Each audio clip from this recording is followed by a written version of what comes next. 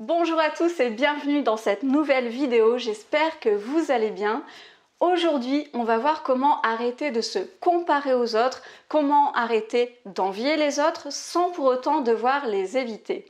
Alors avant de commencer, je vous rappelle que vous pouvez vous inscrire à la lettre privée.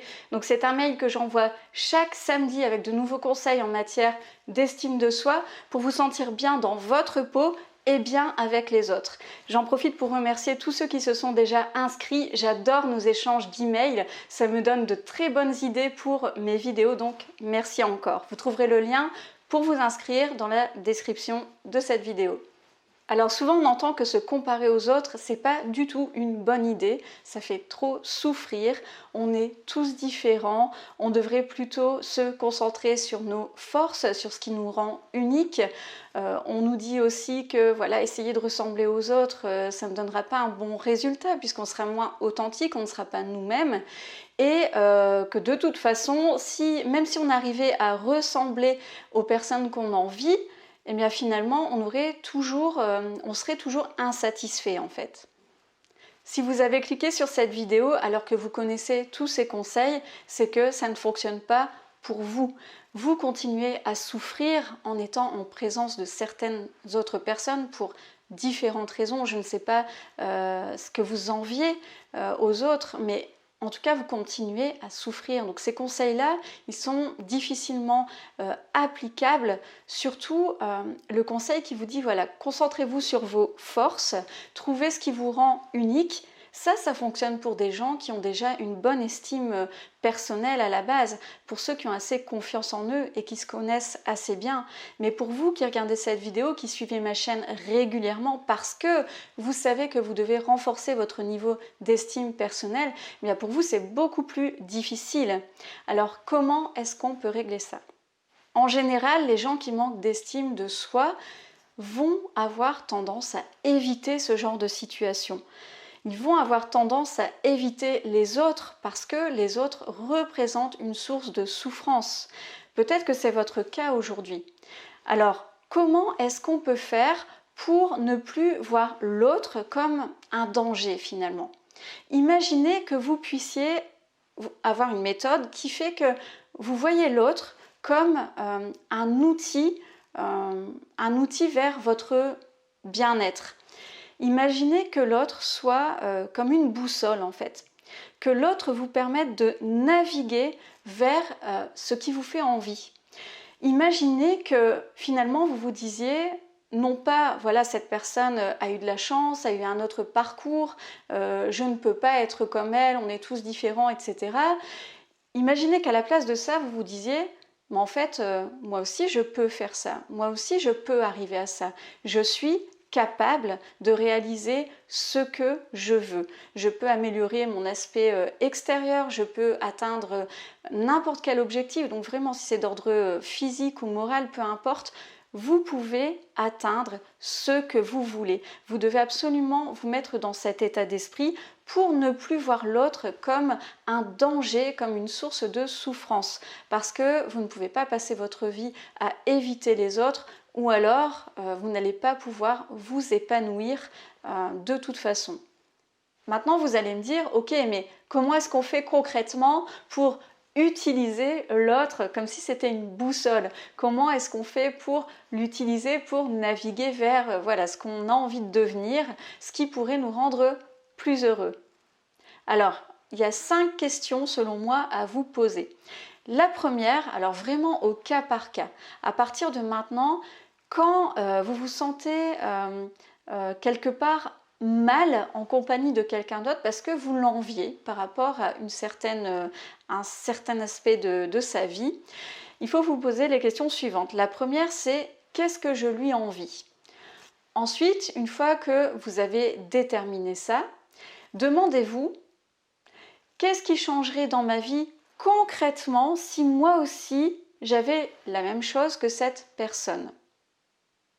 Ensuite, demandez-vous quel besoin serait comblé à ce moment-là? Et puis, comment est-ce que je pourrais faire, vu ma situation actuelle, vu ce que j'ai en ce moment à ma disposition comme ressource? Comment est-ce que je pourrais combler ce besoin sans nécessairement devoir réussir à être comme la personne en question, mais peut-être en atteignant un autre objectif? Et puis, la dernière question, c'est, une fois que vous avez trouvé ça, est-ce que je décide concrètement d'en faire un objectif?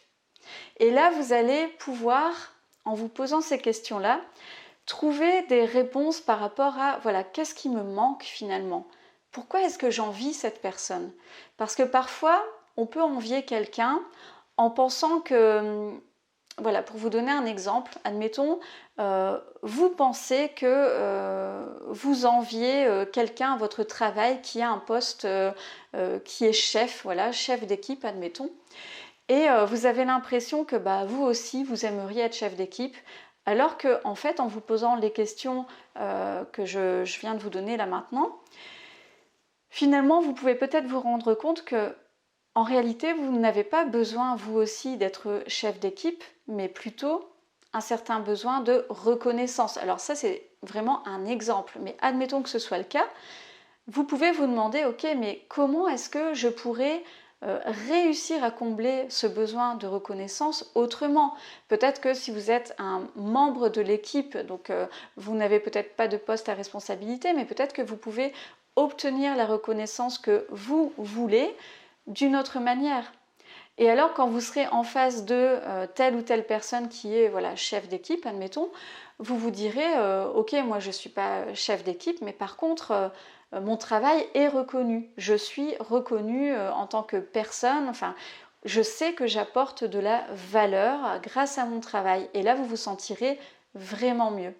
Mais alors le tout, c'est vraiment d'identifier tout ça. Je sais que c'est pas évident, mais notez bien ces questions-là et essayez simplement d'y répondre. Quand vous vous trouvez face à quelqu'un que vous enviez, posez-vous simplement ces questions. Pour reprendre l'exemple de tout à l'heure, donc admettons, suite à ces questions, vous avez déterminé que vous avez un besoin de reconnaissance dans votre travail. À ce moment-là, il y a plusieurs façons d'y parvenir. Vous pourriez vous fixer l'objectif de discuter avec votre chef, d'avoir un retour de sa part pour recevoir du feedback positif. Vous pourriez avoir une discussion pour obtenir une augmentation salariale. Peut-être que pour vous, c'est ça qui prouve, qui va vous combler votre besoin de reconnaissance. Peut-être que vous avez surtout besoin qu'on change votre grade, donc avoir le grade supérieur. Bon, ça normalement, ça va de pair avec l'augmentation salariale. Mais voilà, il y a plusieurs possibilités. Donc ça, c'est vous qui savez. Maintenant, si vous avez du mal à le faire par vous-même, si c'est difficile d'avoir cette réflexion seule, ce que je peux concevoir, n'oubliez pas que vous pouvez faire appel à moi pour des séances de coaching. Si vous ne l'avez pas encore reçu, vous pouvez avoir votre séance découverte. Donc ça, c'est une séance de 30 minutes où on va pouvoir par exemple, dans ce cas précis, déterminer donc effectivement quel est votre besoin et quel objectif vous pourriez vous fixer pour répondre à ce besoin-là.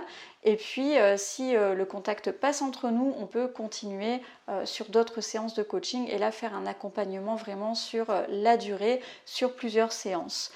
Alors, faites comme vous voulez, seul ou accompagné. En tout cas, vraiment analysez la situation comme ça pour ne plus voir l'autre comme une source de souffrance et pour ne plus devoir éviter les autres en pensant que voilà, vous allez vous comparer, donc vous allez vous sentir mal. Non, servez-vous des autres encore une fois comme une boussole pour naviguer vers finalement votre destination bien-être.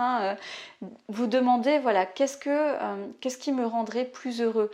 Si vous avez une frustration quand vous êtes en compagnie de l'autre, c'est parce que vous devez combler un besoin et ce besoin peut être comblé en vous fixant un certain objectif. Voilà, c'est tout pour aujourd'hui. Si vous êtes encore là, c'est que cette vidéo vous a plu. Alors mettez un like, partagez-la. Ça permettra à YouTube de proposer cette vidéo à un plus grand nombre de personnes. Abonnez-vous si ce n'est pas déjà fait. commenter, que ce soit ici dans les commentaires ou simplement par email. Vous avez tous les détails pour me contacter dans la description de cette vidéo. Et en attendant, je vous dis à bientôt pour la prochaine vidéo. Salut!